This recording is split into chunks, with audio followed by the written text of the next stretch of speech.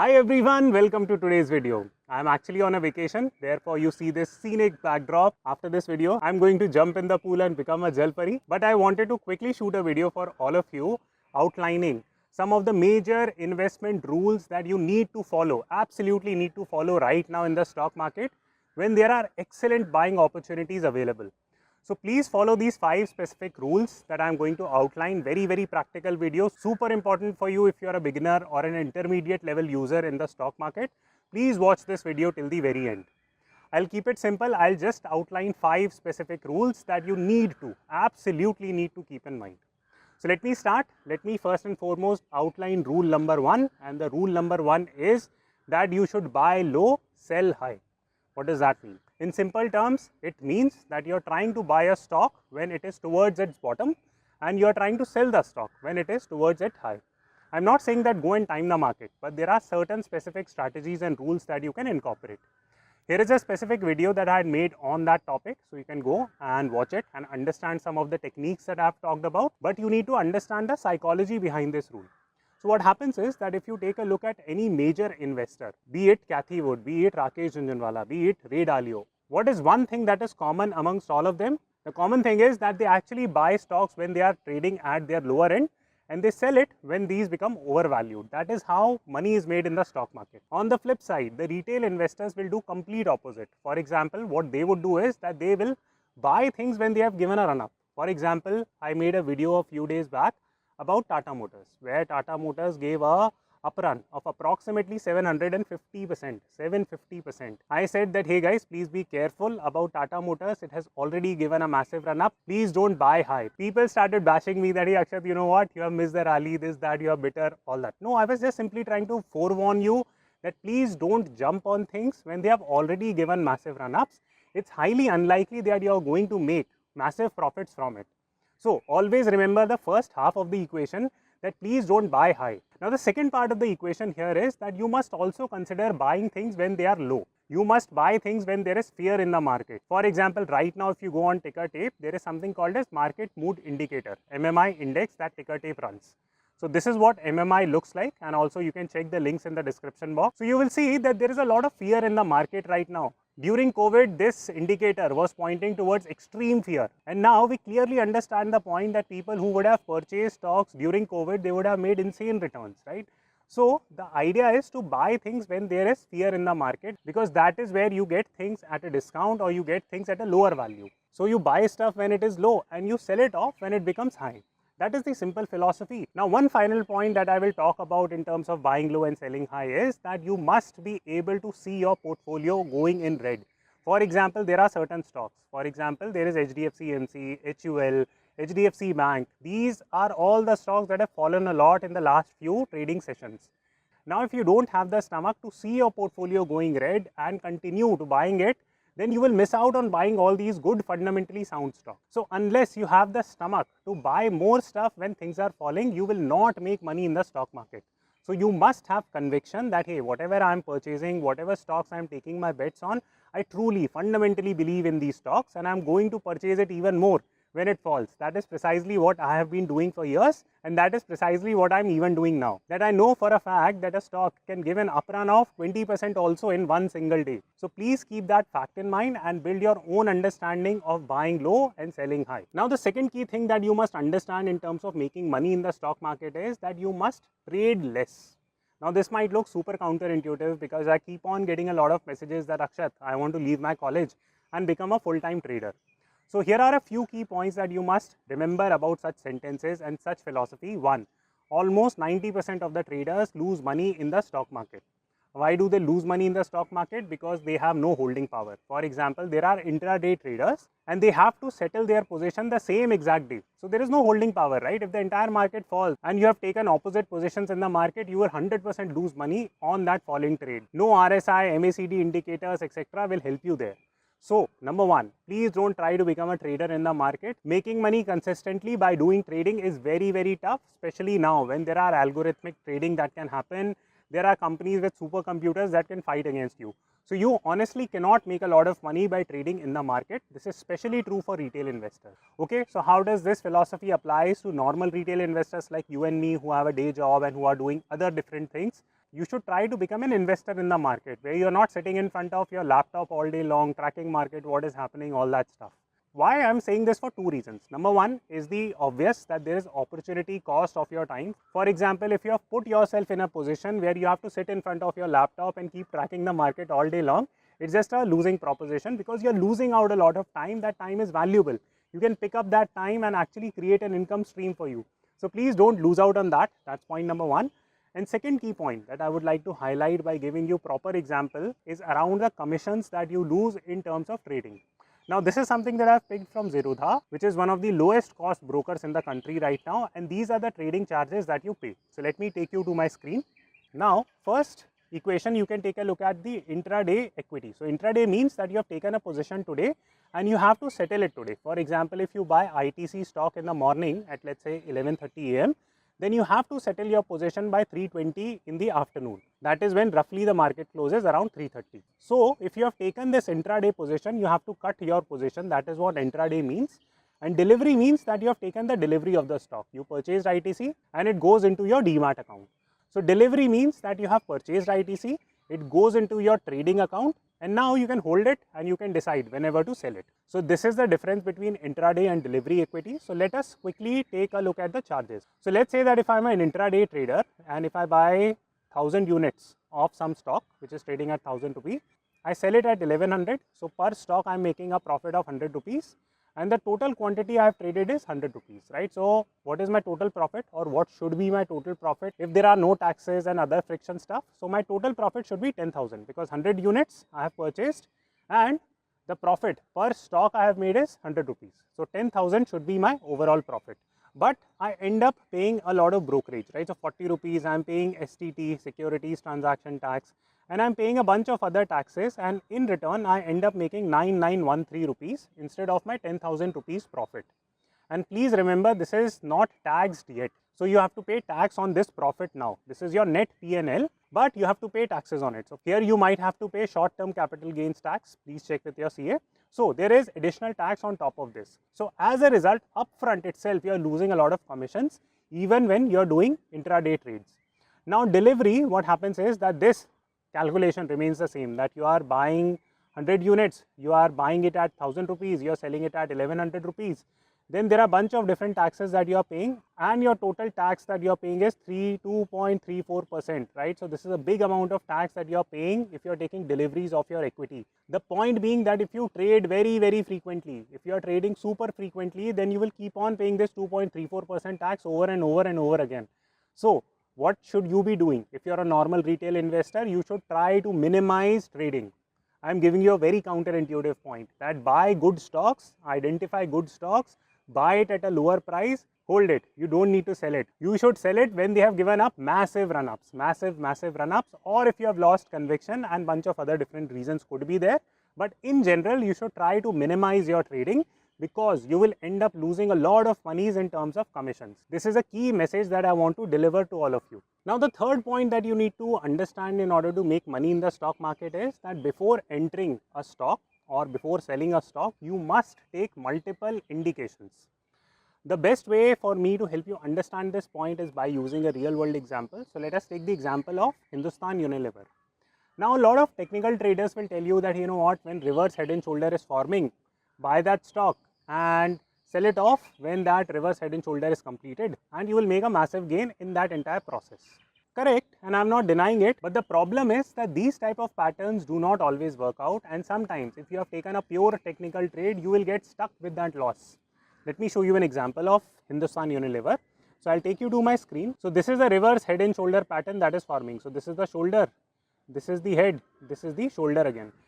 Technically, the depth of this entire head, you should stick it here, right? And this becomes your target selling level. This is where you should exit, and this is where the stock price should have risen. Unfortunately, this is where the market broke down and the stocks came down. Now you as a retail investor would have panicked. You would have said that, you know what, reverse head and shoulder is forming. So you would have gotten in at this blue point, right? And then you start seeing your stock fall by a lot every single day. And you will start panicking that, you know what is happening? Why have I taken entry into this stock? This is such a horrible company, this, that, and you will start panicking. The important point is that you must understand multiple parameters, multiple indicators. For example, reverse head and shoulder is a really good pattern, nothing against it. It works roughly 60-70% of the time. In addition to this, you must be taking other indicators also. Stock trading, in my opinion, for retail investors is a combination of macroeconomics. It's a combination of technical, it's a combination of fundamental, it's a combination of business analysis. All these things come together and only then you must make an entry into a stock. If you do pure technical trading, you will get stuck and you will lose your conviction right away. Right, you will see that, okay, you know what, RSI has become this or MACD has become this, let me enter into it because it always works. No, it doesn't, right? It absolutely does not. Please don't make that mistake. Always take multiple confirmations from multiple angles. Don't just purely depend on technicals or just purely depend on business analysis from that perspective. Fourth point, in order to make money from the stock market, retail investors should understand macroeconomics. Understanding macroeconomy is really tough. We do not have macroeconomic teachers who relate stock market to macroeconomics or economics from that sense. But trust me guys, macroeconomics is probably the best bet for you to make reasonable guesses in the stock market. So let me give you a few examples here. First and foremost, what is definitely happening in the macroeconomy right now? One, the CPI inflation is increasing. CPI inflation simply means that the shampoo, soap, everyday products that you and I are getting, the cost of those products are rising. Why is it rising? Because the input cost that companies have to bear, that input cost itself is going up. Prices of everything has skyrocketed by the governments all across the globe. In addition to this high CPI inflation is going to stay for a substantial future. These are what the discussions are currently in the US. Now, what does this mean to you as a stock market investor? It simply means that you should be picking bets on companies that have pricing power. Why? Think about it, right? Just do a simple logical thinking exercise here. For example, if there is a local shampoo manufacturing company and its prices of input products has gone up, now of course its profit margins are going to come down, right? It doesn't have the pricing power. It can't increase and pass on that increased prices to its consumers. For example, if that local shampoo making company used to sell its shampoo at 100 rupees and used to manufacture that shampoo at 70 rupees, because of high CPI, that input manufacturing cost will become 90 now. So the profit margins are 10. This increase in prices from 70 to 90, it cannot be passed on to the consumers because this is a local company, right? What can it do? It has no branding power. On the flip side, if you compare this scenario to a branded company like HUL, Hindustan Unilever, if it is manufacturing shampoo and if it can pass on that increased input cost to its consumers, it can easily do it, right? And it can preserve its profit margin. And guess what? Asian Paints, Hindustan Unilever, they are all increasing their prices. This is something that I've been saying over and over again on this channel. Now, what does this mean to you as an investor? It simply means, number one, in the short term, there will be pain with companies like HUL, Asian Paints, etc. because there is high input prices for these companies. Maybe for a quarter or maybe 2 quarters, their profit margins will shrink. But they have started passing on these increased prices to their consumers. So the profit margins will come back up. It's simple, pure macroeconomics. There is nothing else going on here. So same goes for commodity cycles. So should you be holding steel right now? Should you be holding gold right now? Should you be holding silver or Bitcoin right now? It's very complicated to understand it, and you must link this to macroeconomics. Technicals, business fundamentals, future outlook of the industry, that does not matter here. What matters more is what is the macroeconomics telling us. So please keep that in mind, understand debt cycle, understand commodity cycles. All these are very important key points and parameters that you must keep in play. If you want, I'll make a separate video on commodity cycles. Let me know in the comment box. I will definitely try to do it. But to cut the long story short, without understanding the macros, playing around with RSI, reverse head and shoulder, this, that, it's not going to help out at all. All this is something that I can also teach very easily. In fact, I have taught on part 1 of my technical analysis. But honestly, these are not core cut indicators. What is a core indicator is the macroeconomics part of it. So please improve your macroeconomic skills. Now, let me talk about the fifth and final point. So the fifth and final point is that retail investors should trade with common sense. This is such an important point, and as retail investors, we miss this critical argument. Let me give you some examples here. Number one, we always assume that the moment we buy a stock, from next day onwards, it should start giving a 5% rise every single day. It doesn't work that way. Stock markets are extremely volatile because there are immense returns associated. Same goes for crypto markets. Crypto markets are even more volatile because there are even more returns associated with it. So anything where money has to be made will have a lot of volatility.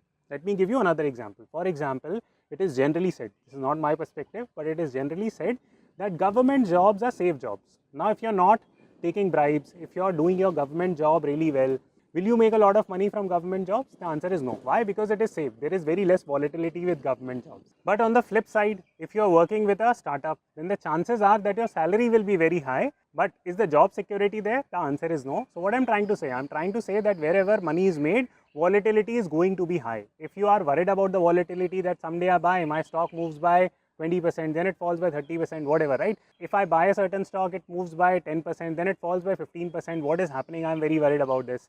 If you can't stomach the volatility, then probably stock market is not the right place for you. Please do fixed deposits. Please do mutual fund investments. Please don't come into the stock market. That's point one, right? So you must stomach the volatility. Number two, please trade with common sense. A lot of people start giving advice like that, you know what, Warren Buffett said this, that we must have a very highly concentrated portfolio. I admire Warren Buffett, right? I am one of the core followers of Warren Buffett. But please be rational and please build strategies that work for you. Mr. Warren Buffett has a very concentrated portfolio. In his portfolio, he has 40% Apple. Billions of dollars of portfolio is made up of Apple. If he calls, Apple CEO Tim Cook will pick up his phone and he can have a conversation with him, what is happening, what is not happening. So for people like Mr. Warren Buffett, it makes sense to have a concentrated portfolio. If we as retail investors start saying that, you know what, I am too going to emulate his portfolio and I am going to make my portfolio 40% Apple.